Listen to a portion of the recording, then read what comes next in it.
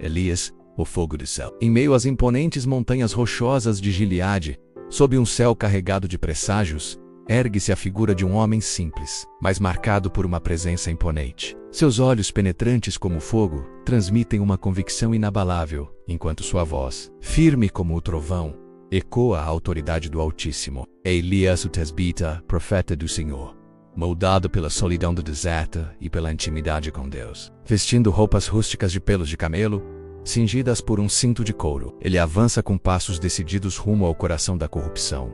O palácio do rei Acabe, nada o detém menos nem o poder dos reis, nem os olhares dos guardas, pois ele carrega consigo a palavra do Deus vivo, pronta para confrontar a impiedade e restaurar a verdade em Israel. Os portões da cidade de Samaria, brilhando ao sol poente, se abrem com um estrépito diante do profeta. Servos e soldados se entreolham, surpresos com a ousadia daquele homem de aparência rude, mas cuja presença cala murmúrios e impõe silêncio. Elias não teme. Seus pés, calejados pelas trilhas do deserto, pisam com autoridade os mármores do palácio real, uma casa erguida sobre alianças profanas e idolatria. Ao adentrar o salão do trono, onde o rei Acabe repousa em meio a colunas esculpidas e tapeçarias fenícias, a atmosfera muda. Os conselheiros se calam. Jezabel, a rainha estrangeira, observa com olhos desconfiados, reconhecendo no profeta a ameaça que paira sobre seus deuses e seus projetos. Elias ergue o rosto e encara o rei com um olhar firme. Então, como um relâmpago cortando os céus, sua voz se eleva. Tão certo como vive o Senhor, Deus de Israel, a quem sirvo, não cairá orvalho nem chuva nestes anos, a não ser pela minha palavra. Um silêncio sepulcral domina o ambiente. A ousadia daquela declaração parece desafiar não apenas o rei, mas os próprios céus. Elias, porém, não espera a resposta. Como veio, ele se vira e parte, deixando atrás de si um palácio mergulhado em inquietação, e uma nação prestes a entrar em uma seca que provará os corações dos homens. Elias olha para o céu e, depois, encara o povo com intensidade e então fala: ouçam bem, todos! Tão certo como vive o Senhor, o Deus verdadeiro de Israel, que em sua fidelidade e poder é a nossa rocha e a nossa força, não cairá uma só gota de chuva, nem o frescor do orvalho tocará esta terra, até que eu diga, e falo isso com a autoridade que ele mesmo me deu. Trovoadas ao fundo, corte para o palácio. Acabe joga uma taça no chão. Jezabel, com olhar cortante, caminha até a janela e encara o céu seco. Jezabel, esse profeta ousa nos desafiar. Elias, você acaba de selar seu destino. Ela vira-se para os servos. Procurem por ele. Não descansarei enquanto não o ver caído. Enquanto a busca por Elias se intensifica no palácio, vemos Elias caminhando sozinho pelas trilhas secas do deserto. Uma voz ecoa sobre as montanhas. A voz do Senhor diz: Elias, parte agora para o leste. Esconde-te junto ao ribeiro de Queritia. Ali eu cuidarei de ti. Imediatamente depois, Elias chega exausto à margem do ribeiro. O silêncio é quebrado pelo som de asas. Corvos descem e deixam pão e carne sobre uma pedra. Sob o sol escaldante, Elias ergue o olhar ao céu, cheio de gratidão. A terra está rachada. Elias observa o ribeiro de Querite secar lentamente. A água se esvai. Silêncio. Ele ergue os olhos ao céu. Em off, a voz do Senhor se manifesta. Elias, levanta. Vai para Sarepta, cidade de Sidom. Ali vive uma viúva. Eu ordenei que ela te sustente. Elias caminha dias pelo deserto. Ao chegar na cidade, ele vê uma mulher pobre coletando lenha. Elias chega na viúva gentilmente e fala: por favor, você poderia me trazer um pouco de água e, se puder, um pedaço de pão. A viúva, exausta, com os olhos cheios de tristeza: juro pelo teu Deus, juro pelo teu Deus, só me resta um punhado de farinha e um pouco de azeite. Irei fazer a última refeição para mim e meu filho. Depois, iremos esperar a morte chegar a nós. Elias fala com autoridade e compaixão: não temas. Faça primeiro para mim um pequeno pão, depois para ti e teu filho, porque o Senhor de Israel prometeu: a farinha não acabará, nem o azeite faltará, até que volte a chover sobre esta terra. A viúva hesita, mas obedece. Enquanto cozinha, algo milagroso acontece. O pote nunca esvazia, e ela confiou em Elias.